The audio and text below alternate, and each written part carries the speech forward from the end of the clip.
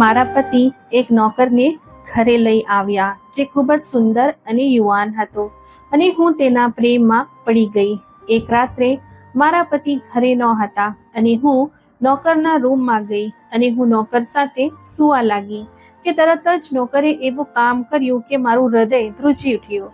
તે નોકર ખૂબ જ સુંદર યુવાન હતો જેને મારા પતિ થોડા ક્ષણો પહેલા જ લઈ આવ્યા હતા.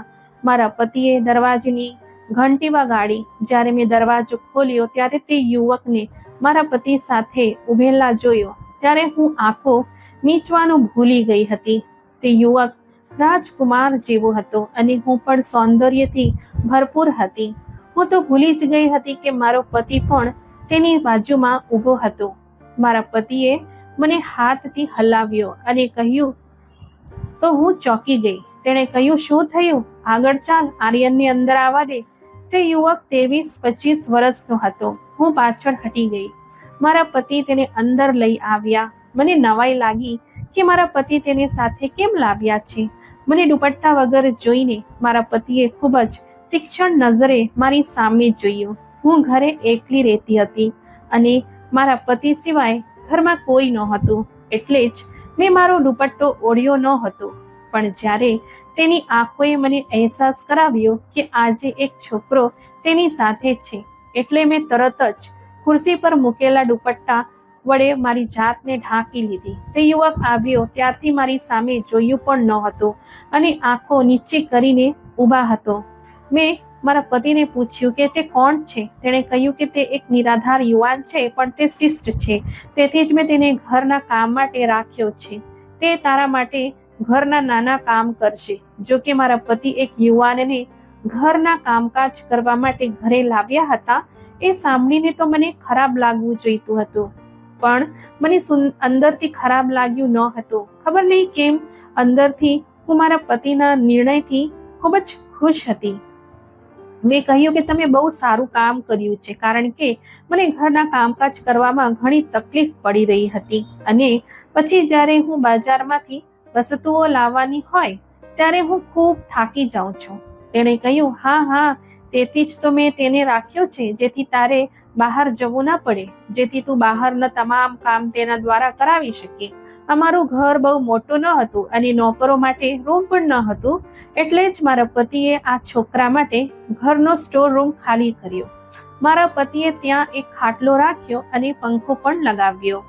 ત્યારબાદ મારા પતિએ થાળીમાં ખાવાનું મૂકીને સ્ટોર રૂમમાં આપ્યું અને જ્યારે રાત્રે મેં મારી આંખો બંધ કરી ત્યારે મને તે નોકરનો ચહેરો મને યાદ આવી રહ્યો હતો, જેની એક ઝલક મને પાગલ બનાવી દીધી હતી. અને મેં આ યુવાનના ચહેરા પર આટલો પ્રકાશ ક્યારેક કોઈ છોકરાના ચહેરા પર જોયો ન હતો. પણ મને આશ્ચર્યની વાત એ હતી કે તે કેટલો વિચિત્ર માણસ હતો. તેણે એક વાર પણ મારી તરફ જોયું ન હતું. બીજા દિવસે હું વહેલી સવારે જાગી ગઈ. હું રસોડામાં નાસ્તો તૈયાર કરી રહી હતી ત્યારે મારા પતિએ સ્ટોર રૂમનો દરવાજો ખોલ્યો. મારા પતિ તેને દુકાને કેમ લઈ જઈ રહ્યા હતા? તે તો તેને ઘરના કામ માટે લઈ આવ્યા હતા. મેં નાસ્તો રાખ્યો અને ગેસ બંધ કરી અને બહાર આવી. મેં કહ્યું, તમે તેને ક્યાં લઈ જાઓ છો? તેને તો તમે ઘરના કામ માટે રાખ્યા છો ને? મારી વાત સાંભળીને મારા પતિ પહેલા મારી સામે જોવા લાગ્યા અને પછી પૂછ્યું કે તે આખો દિવસ અહીં શું કરશે? હજુ 2 કલાક બાકી છે. તારે જે પણ કામ કરાવવું હોય તે તું કરાવી લે. હું તેને મારી સાથે દુકાને લઈ જઈશ અને પછી રાત્રે તે મારી સાથે આવશે અને રાત્રે પણ તારી સાથે કામ કરાવશે. આ સાંભળીને હું દુઃખિત થઈ ગઈ. આર્યન રસોડામાં આવ્યો અને કહ્યું, બેન, તમને કોઈ કામ છે તો કૃપા કરીને મને કહો. મેં ફરીને તેની તરફ જોયું. તે હજી પણ આંખો નીચે કરીને વાત કરી રહ્યો હતો. જ્યારે તેણે મને બહેન કહ્યું ત્યારે મારા આખા શરીરમાં આગ લાગી ગઈ. તે ઠીક છે કે હું તેના કરતાં થોડાક વર્ષ મોટી હતી, પણ તેની બિલકુલ બહેન નહોતી. મેં કહ્યું, જુઓ, મારું નામ ટીના છે અને મારી એટલી ઉંમર નથી કે તું મને બહેન કહીને બોલાવે. મેં તેને આ વાત ખૂબ જ ગુસ્સામાં કહી. પછી ગુસ્સામાં મેં વાસણો સિંકમાં મૂક્યા અને તેને વાસણો ધોવા અને રસોડું સાફ કરવા કહ્યું. આટલું કહીને હું બહાર આવી. મારા પતિ તૈયાર થઈ રહ્યા હતા. તેણે નાસ્તો કર્યો ત્યાં સુધીમાં આર્યને રસોડું પણ સાફ કરી દીધું અને બજારમાંથી સામાન પણ લાવ્યો. થોડા સમય પછી મારા પતિ તેને પોતાની સાથે દુકાને લઈ ગયા. મને ખબર નહીં કેમ પણ મેં બહુ મુશ્કેલીથી આ દિવસ પસાર કર્યો હતો. એવું લાગતું હતું જાણે સમય ઊભો રહી ગયો હોય તેમ. હું વારંવાર ઘડિયાળના તરફ જોતી હતી. જોકે દરરોજ તો મારો સમય આમ જ પસાર થતો હતો. દિવસ ખૂબ જ ઝડપથી પસાર થઈ જતો હતો, પણ આજે જાણે સમય જતો જ ન હતો. હું મારી બેચેનીથી ખૂબ જ પરેશાન હતી. ફરીને હું આર્યન વિશે વિચારતી હતી. હવે મારા પતિનો આવવાનો સમય હતો. હું ઝડપથી રૂમમાં ગઈ, સારી રીતે કપડાં પહેર્યો, મેકઅપ કર્યો અને મારા વાળ પણ ખુલ્લા છોડી દીધા. જો કે મારા લગ્નને 8 વર્ષ થયા હતા અને હું ક્યારેય આવી રીતે તૈયાર ન થઈ હતી. લગ્નના શરૂઆતના દિવસોમાં મેં 3 મહિના સુધી મારી જાતને સજાવી હતી, પરંતુ તે પછી હું ઘરના કામમાં વ્યસ્ત થઈ ગઈ. પણ આજે ખબર નહીં કેમ મારું હૃદય પોતાને સજાવવા માંગતું હતું. મારી ગણતરી સુંદર સ્ત્રીઓમાં થતી હતી. મારી ઉંમર 32 વર્ષની આસપાસ હતી, પણ હું ખૂબ જ સુંદર હતી. જે મને કોઈ જોવે તો તેને હું પરણેલી ન લાગતી. જ્યારે હું મારા પતિ સાથે ક્યાંક બહાર જતી ત્યારે બધા આશ્ચર્યથી મારી તરફ જોતા હતા, કારણ કે મારા પતિ દેખાવમાં બિલકુલ સુંદર નહોતા. તેનું પેટ તો બહાર નીકળતું હતું, તેની ઊંચાઈ પણ ટૂંકી હતી અને નાક અને નયન પણ કંઈ ખાસ નહોતા. અને હું તો એક સુંદર સ્ત્રી હતી, તેથી જ મારા નોકરની સુંદરતા જોઈને હું પાગલ બની ગઈ હતી. મારી અંદરથી મારી દબાયેલી ઈચ્છા લાવવાની જેમ ફૂટી ગઈ. પણ જ્યારે રાત્રે તે અંદર પ્રવેશ્યો ત્યારે તેને મારી સામે જોયું જ નહીં, પણ મારી નજર ફક્ત તેના પર જ ટકેલી હતી. મેં આખો દિવસ કેવી રીતે વિતાવ્યો તેની મને જ ખબર હતી, પણ તે ખૂબ જ વિચિત્ર વ્યક્તિ હતો. તેણે મારી સામે એક નજર પણ ન નાખી. હું અંદરથી વધુ મૂંઝવણમાં પડી ગઈ, પરંતુ મારા પતિને મને જોઈને ખૂબ ખુશ થયા અને રાત્રિ ભોજન કર્યા પછી તેણે કહ્યું કે ચાલ ટીના, હું આજે તને લોંગ ડ્રાઈવ પર લઈ જાઉં. આજે તું ખૂબ જ સુંદર દેખાઈ રહી છો. પણ જેના માટે મેં આ બધી તૈયારી કરી હતી તેણે મારી તરફ તો જોઈ આંખો ઊંચી કરીને જોયું પણ નહીં. હું ઈચ્છતી હતી કે તે મને જોવે અને તેના હોશ મારા જોઈને ઉડી જાય, કારણ કે હું પણ ઓછી સુંદર નથી. પણ તે સીધો સ્ટોર રૂમમાં ચાલો ગયો. મેં મારા પતિને કહ્યું કે મારું માથું દુખે છે અને મારે ક્યાંક જવું નથી. આટલું કહીને હું મારા રૂમમાં ગઈ અને બેંગલ્સ ઉતારી, પોતાની જ્વેલરીઝ સામે ડ્રેસિંગ ટેબલ પર મૂકી, વાળ બાંધી, વાળમાં ક્લિપ લગાવી અને કપડાં પણ બદલ્યા. હવે હું વિચારવા લાગી કે આર્યન મારી તરફ કેવી રીતે આકર્ષિત કરું. મારા મગજમાં માત્ર એક જ વિચાર આવ્યો. મારા પતિ ઉઠે તે પહેલા હું ટેરેસ પર ગઈ, મારા ધોયેલા કપડાં ઉતાર્યા અને ઉતરતી વખતે મેં જાણી જોઈને મારો પગ વાળી નાખ્યો અને હું મારું સંતુલન જાળવી ન શકી અને સીડીઓ પરથી પડી ગઈ. મારો પગ ખરાબ રીતે મચડાઈ ગયો અને તે સૂજી ગયો હતો. હું રડવા લાગી અને બૂમો પાડવા લાગી. મારા પતિ અને આર્યન બંને પોતાના રૂમમાંથી બહાર આવ્યા. જ્યારે મારા પતિએ મને છતની સીડીઓ નીચે જોઈ ત્યારે તેણે પૂછ્યું કે શું થયું. જ્યારે તેણે મને ઊભો કરવાનો પ્રયાસ કર્યો ત્યારે હું ચીસો પાડવા લાગી. ખરેખર મારો પગ તૂટી ગયો હતો. મારા પતિએ મને ટેકો આપ્યો અને મને હોસ્પિટલ લઈ ગયા. ડોક્ટરે મને કહ્યું કે મારા પગનું હાડકું તૂટી ગયું છે. મને પ્લાસ્ટર કરવામાં આવ્યો અને હું પલંગ પર સૂઈ ગઈ. મારા પતિ ખૂબ જ પરેશાન હતા અને પૂછતા હતા કે હું હવે કામ પર કેવી રીતે જઈ શકું. આવું કરું કે આર્યનને મોકલી દઉં. પછી તેણે કહ્યું કે દુકાને ગયાને હજી થોડા જ દિવસ થયા છે, તેને કામની કંઈ પણ ખબર નથી. મેં કહ્યું કે તમે તમારી દુકાને જાઓ અને આર્યનને અહીં જ છોડી દો. જો મને કંઈક પણ જરૂર હશે તો હું તેને કહીશ. મારા પતિ પણ મારી સાથે સંમત થયા. તેઓ કામ પર ગયા અને હું ખૂબ ખુશ હતી. જો કે મારા પગમાં દુખાવો હતો. હું ઊભી થઈ રહી હતી. મારો ઘૂંટણ ખસેડવાના ના પાડી રહ્યો હતો, પણ મારું હૃદય ખૂબ જ બેફિકર હતું. મારા પતિએ જતા જ મેં આર્યનને બોલાવ્યો અને મારો દુપટ્ટો પણ કાઢીને સામેના સોફા પર ફેંકી દીધો. રૂમમાં પ્રવેશતાની સાથે જ તેણે નીચે જોયું અને કહ્યું કે હા, મને કહો, શું કામ છે? હું ઈચ્છતી હતી કે તે મને જોવે. મેં તેને મારી પાસે આવવાનું કહ્યું. તે મારી નજીક આવ્યો અને પૂછ્યું, તમારે શું જોઈએ છે? મેં તમારા માટે જમવાનું બનાવ્યું છે. મને રસોઈ બનાવતા આવડે છે અને રસોડું અને ઘર પણ સાફ કરી નાખ્યું છે. મેં તેને મારી પાસે બેસવાનું કહ્યું. આ સાંભળીને તેણે મારી સામે જોયું, પણ તેને તરત જ નજર ફેરવી લીધી અને 3-4 ડગલા પાછળ ગયો અને કહ્યું કે તમને કંઈ પણ જોઈતું હોય ને તો મને જણાવજો. આ સાંભળીને મેં તેની સામે ગુસ્સા થવા લાગી અને કહ્યું કે મને મારા પગમાં ખૂબ દુખાવો થાય છે અને રૂમમાં મને સારું નથી લાગતું. મારે બહાર ગાર્ડનમાં બેસવું છે. કૃપા કરીને મને ટેકો આપો અને મને બહાર બેસાડ. હું ઈચ્છું છું કે તે મારી નજીક આવે. આ સાંભળીને તેને આશ્ચર્ય થયું. તેણે કહ્યું કે હું આ કરી શકતો નથી. સાહેબ રાત્રે આવીને ત્યારે જ તમે બહાર આવી શકો છો. આટલું કહીને તે રૂમની બહાર નીકળી ગયો. મને આ જોઈને ખૂબ જ ગુસ્સો આવી રહ્યો હતો. તે પોતાને શું સમજે છે? મેં તેની સામે જવા માટે કેટલા બહાના શોધવાનો પ્રયત્ન કર્યો, તેટલો જ તે મને ટાળતો રહ્યો. પરંતુ એકવાર મને તક મળી કે તરત જ હું જાણી જોઈને પડી ગઈ હોઉં તેમ ચીસો પાડવા લાગી. હું મારી જાતને સહારો લઈને જમીન પર બેસી ગઈ અને સ્ટેન્ડ પણ એક બાજુ ફેંકી દીધી. જાણે મને લાગ્યું હોય હું પથારી પરથી નીચે પડી ગઈ છું. આર્યનના રૂમમાં દાખલ થતાં જ હું ચીસો પાડવા લાગી અને રડવાનો ટોળ કરવા લાગી.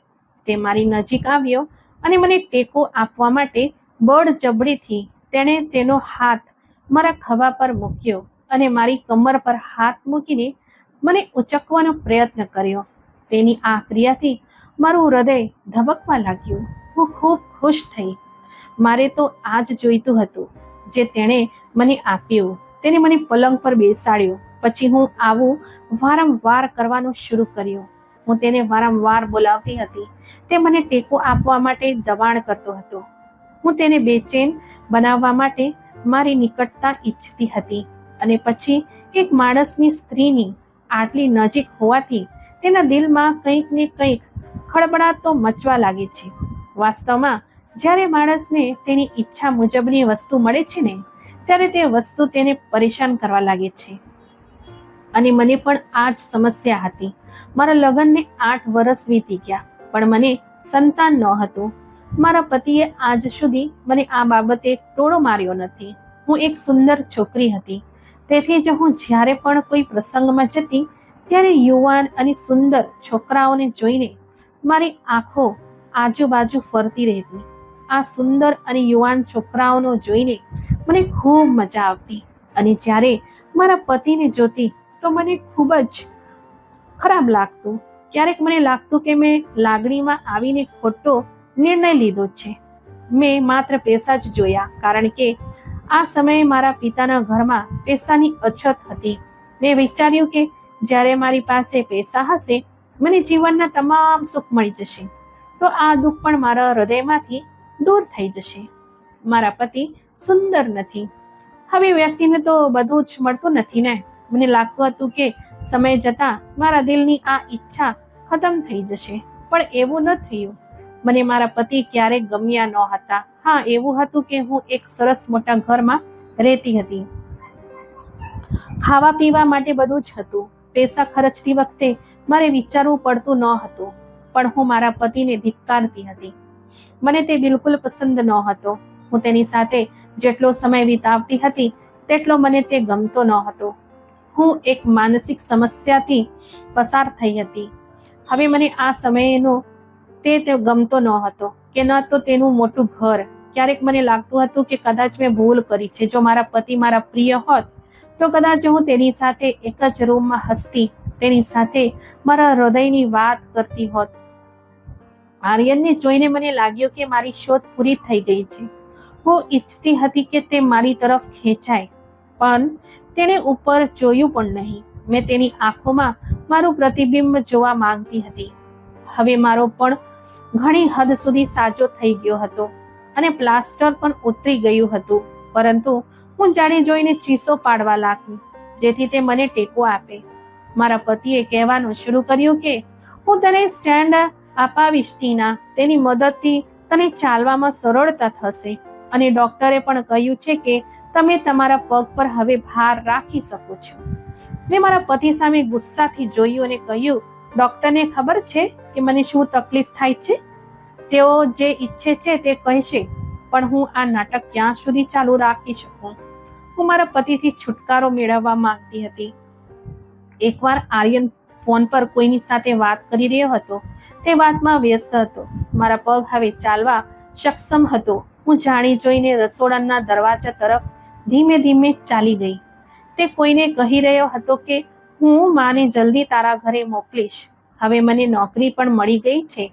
તારા પપ્પા હવે ના પાડી શકે, કેમ કે મેં તેમને મોટી રકમ ચૂકવી છે. હું તારી સાથે લગ્ન કરીશ અને તને આ શહેરમાં લાવીશ.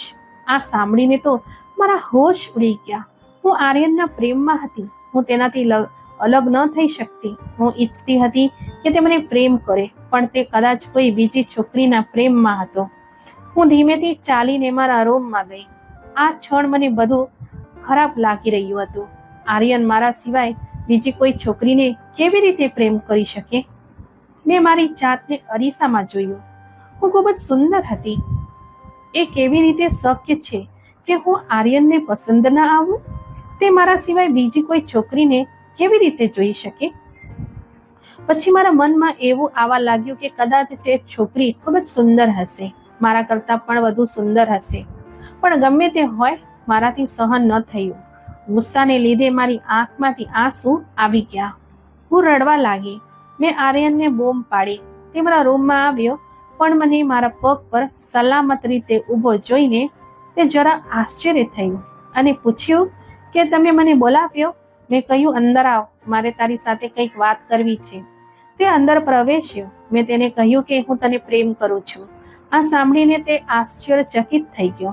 તેણે પહેલી વાર મારી સામે જોયું હતું, પણ તે પણ ધિક્કાર સાથે. એવા લાગ્યો કે આવી વાત કરતી વખતે તમને શરમ નથી આવતી? મેં કહ્યું કે તું બહુ સુંદર છે, એમાં મારો કોઈ વાંક નથી. પછી હું મારા કબાટમાંથી ઘણા પૈસા ઉપાડ્યા અને તે આ જોઈને આશ્ચર્યચકિત થઈ ગયો. મેં કહ્યું કે જો તું મારી ઈચ્છા પૂરી કરશે તો હું તને નોટોથી ભરી દઈશ. આ સાંભળતાની સાથે જ તેણે મારા ચહેરા પર જોરથી થપ્પડ મારી અને કહ્યું, હું માલિકને કહીશ કે તમે મારા વિશે શું વિચારો છો. મેં હંમેશા તમને મારી મોટી બહેનની જેમ ગણ્યા અને તમે મારા વિશે આવું વિચારીને શરમ નથી આવતી? થપ્પડથી મને એટલું દુઃખ ન થયું જેટલું તેને મને બહેન કહીને બોલાવ્યું. મેં કહ્યું, હું તારી બહેન નથી. હું તને પ્રેમ કરું છું આર્યન. હું તારા માટે પાગલ છું. મારે તને ગમે તે ભોગે મેળવવો જ પડશે. અને તું જે છોકરી સાથે લગ્ન કરવાની વાત કરતો હતો ને, હું તને તેની સાથે લગ્ન કરવા નહીં દઉં. અને જો તું મારા પતિને મારા વિશે કહેવાની કોશિશ કરશે ને, તો હું તારી સાથે શું કરશે તેની તું કલ્પના પણ નથી કરી શકતો. હું તેના પર પાગલની જેમ બૂમો પાડી રહી હતી. આ સાંભળીને તે તરત જ રૂમમાંથી બહાર નીકળી ગયો. બીજા દિવસે તેણે જે કહ્યું તેના કારણે તો મારા હોશ ઉડી ગયા. તે મારા પતિને કહેવા લાગ્યા કે હું તમારું કામ નથી કરી શકતો. મારા પતિએ કહ્યું કે તું કેમ નથી કરી શકતો? તું ભૂલી ગયો કે તારું મારી સાથે 3 વર્ષ સુધી કામ કરવાનો કોન્ટ્રાક્ટ છે? મારા પતિએ કહ્યું કે એક દિવસ તું રડતો હતો અને હાથ જોડીને મને નોકરી આપવાનું કહેતો હતો, અને હવે જવાનું કારણ જાણી શકું છું? તે ના માન્યો અને તેણે કહ્યું કે હું તમને કારણ કહી શકું તેમ નથી. મારા પતિએ તેને કહ્યું કે ઠીક છે, મેં તને એડવાન્સમાં આપેલા પૈસા જે 7 લાખની સંપૂર્ણ રકમ મને પરત કર. મેં તને એટલા માટે નોકરીએ નથી રાખ્યું હતું કે તું 1 મહિનામાં તારી નોકરી છોડવાનું કહે. મેં તને ઘરે રાખ્યો કારણ કે તું સારો છોકરો છે. તું આસપાસ હોવાથી મારે મારી પત્નીની સુરક્ષિત હોવાની મને ચિંતા કરવાની જરૂર નથી. મને તારા પર વિશ્વાસ હતો, એટલે જ મેં તને નોકરી પર રાખ્યો છે. અને ગમે તેમ કરીને કાલે તો હું શહેરની બહાર જવાનો છું અને 5 દિવસ પછી પાછો આવીશ. એટલે જ હું તને હમણાં નહીં જવા દઉં. હું પાછો આવું ને ત્યારે તું જઈ શકે છે. અને મને મારા પૈસા ગમે તે ભોગે પાછા જોઈએ છે. મારા પતિ 5 દિવસ માટે ક્યાંક જતા હતા. તે સાંભળીને તો મને ખૂબ આનંદ થયો. તે 5 દિવસ દરમિયાન હું આર્યનને મળીશ, મારી બધી ઈચ્છાઓ પૂરી કરીશ. તે સાંભળીને આર્યન ખૂબ જ દુઃખી થયો.